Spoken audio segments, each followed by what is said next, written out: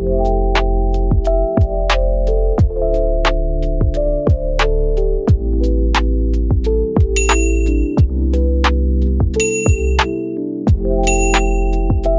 hello mga mi! So, ito na yung ating tutorial kung paano magkaroon ng ABIR forms.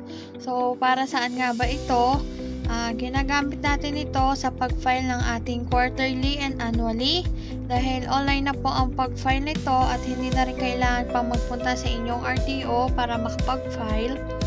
So, ang gagawin lang natin is i-download at i-install natin ito sa ating PC or laptop. Paalala ko na din mga mi na hindi ito applicable sa mga mobile phone or sa MacBook. So, hindi na, simulan na natin. So, first, magpunta kayo sa Google Chrome. Search nyo na ang ABIR forms. And then, dito yung sa unahan yung result nya. Click natin to. And then, ito na yung ABIR forms. Ang gagawin is, scroll down nyo lang. And then, may makikita kayo dito sa baba to download the offline ABIR form package. I-click nyo lang to. Then, once okay na, i-click nyo tong sa taas, ABIR forms package. And then, open. Next lang natin to. And then, i-click natin tong offline ABIR forms. And then, click yes. Next, and then install. Finish. So, pag okay na, hindi nyo siya agad makikita dito sa home. So, ang gagawin natin is punta tayo dito sa search. Type ang ABIR forms. And then, dito na siya magpapakita. Click natin tong open. So, ganito yung lalabas sa kanya.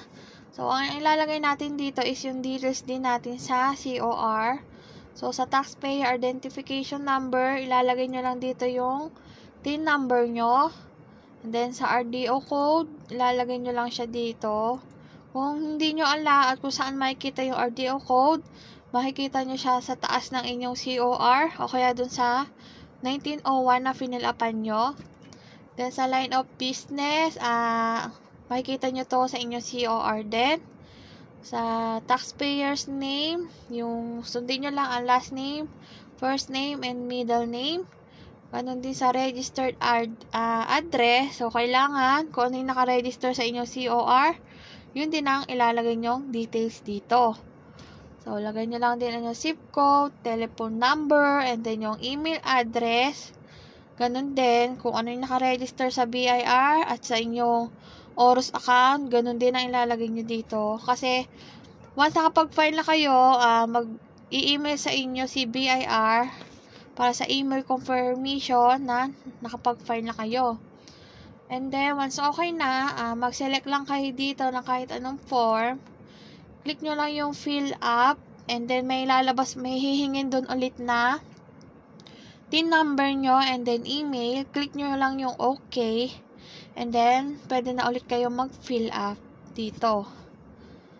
Yun. Ganun lang kadali mag-set up ng ating ABIR forms. So, mag-download na rin kayo para hindi na kayo pupunta sa inyong RDO para mag-file. So, yun. Thanks!